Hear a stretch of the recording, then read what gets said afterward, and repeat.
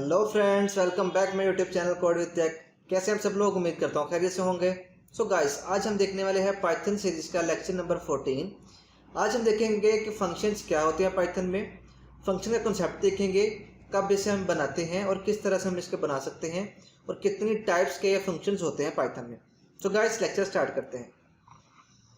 So guys, सबसे पहले हम ये देख लेते हैं कि फंक्शन का जो कॉन्सेप्ट है वो बेसिकली है क्या, कि फंक्शन किसे बोलते हैं। लाइक मैं एग्जांपल देता हूँ आपको। अगर आपके पास एक इवेंट आने वाला है आपके घर में, आप अगर घर में बड़े हैं और किसी ने आपको कह दिया कि आप इस इवेंट को मैनेज करें, तो आपकी तो वार्ड लगने वाली है। तो क्या होगा कि आपको सब कुछ मैनेज करना होगा, ठीक है, बहुत सी चीज़ें आ सकती हैं उसमें।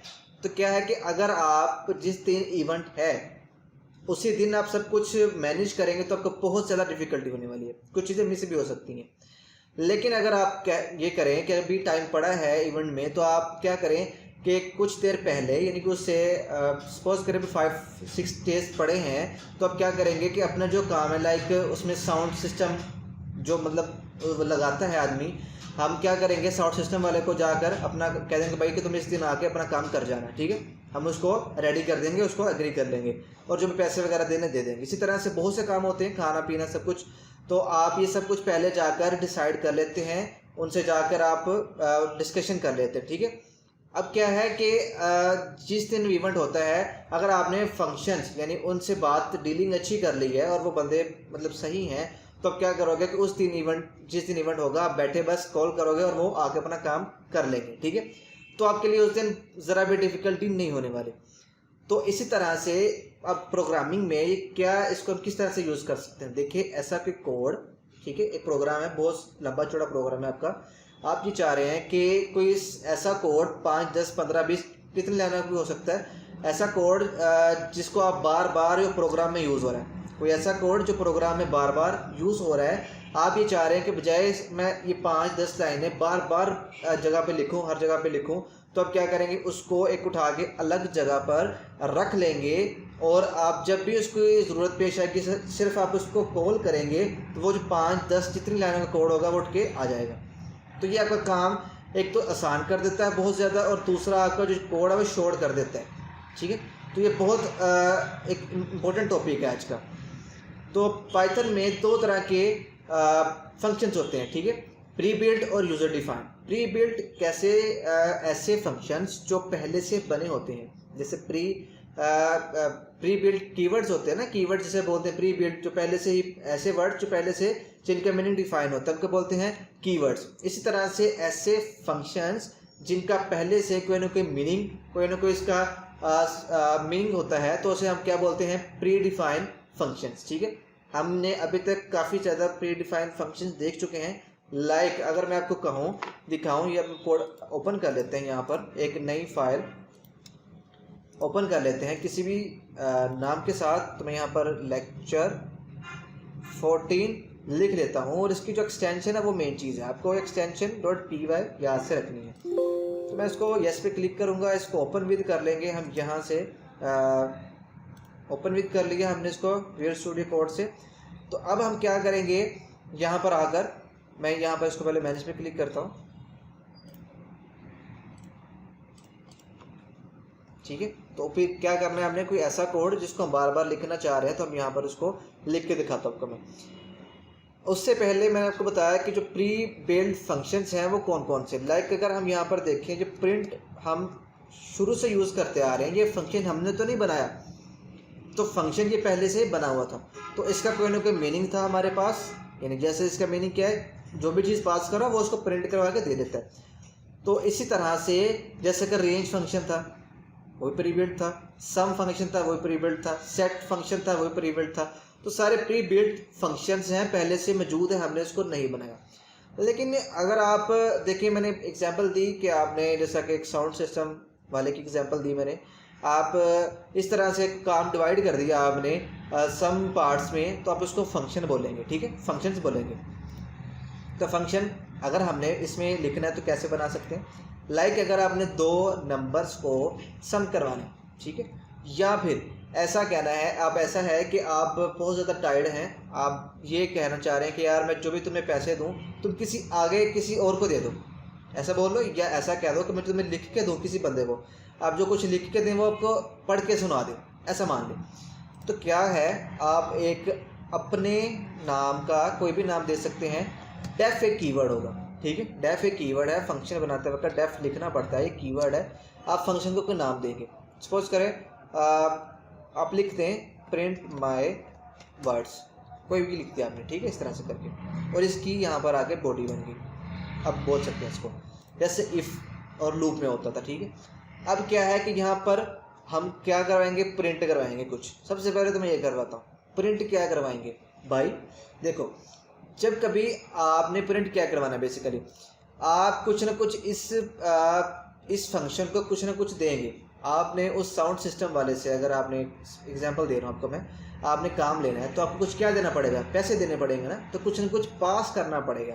तो पास जब करेंगे हम, तो पास कब करेंगे, जब उसको कॉल करेंगे, ठीक है। बात डन होगी हमारी, जब मैंने उसको कॉल की, उसने काम कर दिया मेरा, मैं उसको कुछ पैसे यानी कुछ पास करूँगा ना कॉल करते वक्त। तो क्या है कि जब कॉल करेगा तो उसको उसने रिसीव भी तो कर रहे हैं ना। अगर आप उसको एक हाथ से पैसे पकड़ा रही है तो वो एक हाथ से पकड़ेगा, ठीक है।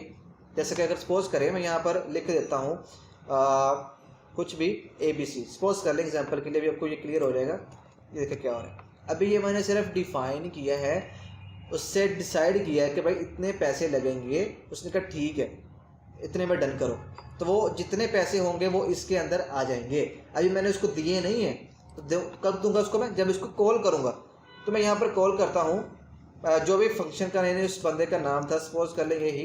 तो मैं यहाँ पर क्या करता हूँ, इसको कॉल किया और मैं इसमें कुछ पास करता हूँ, माय नेम इज़ कुछ भी, जो भी आपका नाम है। तो अब यहाँ पर क्या कि मैंने उसको स्ट्रिंग पास की, उसने यहाँ से उठ के इस ABC में रिसीव करेगा, यानी मैंने यहाँ से पास की, उसने ABC में रिसीव की, और उसको वहाँ पर उसने क्या किया कि उसको प्रिंट करवा दिया। उसका काम ये था, सपोज करें।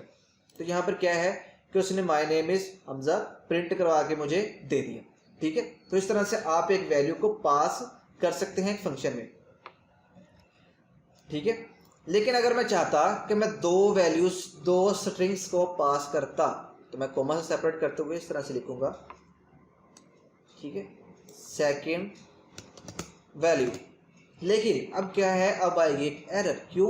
क्योंकि यहाँ पे मैंने ये लिखा है कि मैं जब भी इस फंक्शन को कॉल करूँगा तो उसमें मैं वैल्यू कितनी पास करूँगा, 2 वैल्यू दूंगा उसको। मैं दोनों हाथों से पैसे दूंगा, सपोज कर लें दोनों हाथों से पैसे दूंगा, तो वो रिसीव भी मुझे दोनों हाथों से ही करेगा। तो उसके अभी तो उसके पास सिर्फ एक है, तो मैं यहाँ पर क्या करूँगा, मुझे दूसरा भी लिखना पड़ेगा पैरामीटर। जितने मैं पैरामीटर्स पास करूँगा उतने रिसीव करने के लिए मुझे जरूरी रिक्वायर्ड होंगे, ठीक है। तो मैं यहाँ पर क्या लिखता हूँ, दूसरा वेरिएबल लिखा x, और यहाँ पर मैं आके दोबारा से क्या करता हूँ, एक बार मैंने प्रिंट करवा दिया ABC को, दूसरी बार करवा दिया मैंने x को। तो मैं यहाँ दोबारा से इसको रन करता हूँ, ये देखिए माय नेम इज़ हमजा और सेकंड। तो इस तरह से आप फंक्शन को कॉल कर सकते हैं। अब हम एक थोड़ा सा मीनिंगफुल बनाते हैं फंक्शन को, वो कैसे। मैं यहाँ पर क्या करता हूँ, इसको लिखा रहना देता हूँ मैं यहाँ पर डेफ सम माय। हम 2 नंबर्स को सम करवाने के लिए प्रोग्रामिंग में आते हैं, 2 नंबर को सम करवाने के लिए हम सम वैल्यूज़, कुछ इस तरह से फंक्शन बनाई है मैंने, ठीक है, सम वैल्यू। और इसमें मैं 2 वैल्यू को पास करूँगा, और उसका काम क्या होगा, मुझे उनको सम मतलब सम निकाल के मुझे कुछ ना कुछ वापस करेगा, ठीक है। अब देखो क्या है कि जब आपने कॉल किया उसको, तो हमने उसको पैसे दिए, लेकिन उसने मुझे बदले में क्या दिया, यानी कि मुझे सारे मैनेज करके दिया ना उसको काम को। तो इसी तरह से कुछ ना कुछ वापस मुझे दिया है, उसने रिटर्न किया है। तो अब क्या है कि मैं 2 नंबर से अगर पास करूँ, मैं इसको यहाँ पर इस तरह से करता हूँ, इस फंक्शन को कॉल किया, ठीक है, मैंने 2 नंबर्स पास किए, सपोज करें 2 और 4 पास किया, और मुझे रिसीव करने के लिए पहले चाहिए 2 वेरिएबल्स A और B, कोई भी नाम दे सकते हैं आप, 2 वेरिएबल्स यानी कि आ गए यहाँ पर। और इनको अब करना क्या है कि मुझे दोनों को प्लस करवा के जो इसका आंसर आएगा उसको मुझे रिटर्न करवाना है, ठीक है, रिटर्न करवाना है।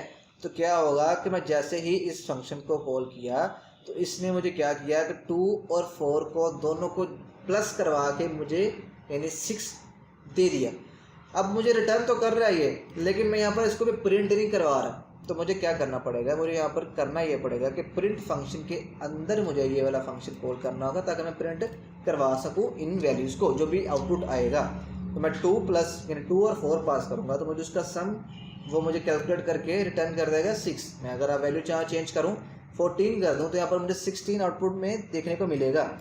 तो इस तरह से गाइस फंक्शंस को हम यूज़ कर सकते हैं, फंक्शन को कॉल कर सकते हैं, फंक्शन हमें कुछ रिटर्न करता है। ज़रूरी नहीं है कि हम कुछ पास ही करें, समटाइम हम पास नहीं भी करते कुछ वैल्यूज़ को तो वो रिसीव भी नहीं करेगा। तो इसी तरह से अगर आपने वैल्यू पास की है तो वो रिसीव करेगा, यानी कि पहली वैल्यू पहली में जाएगी, दूसरी में जाएगी, और जो भी हमने काम करना है वो करने का। अब मैं यहाँ पर चाहे मैं 10 बार लिख दूँ ना, हर बार, यानी कि सपोज कर वैल्यू में चेंज भी करूँ कोई मसला नहीं, तो मैं हर बार चेंज कर रहा हूँ वैल्यूज़ को, तो मुझे जितनी मर्जी बार मैं इस फंक्शन को अपने प्रोग्राम में लिख सकता हूँ।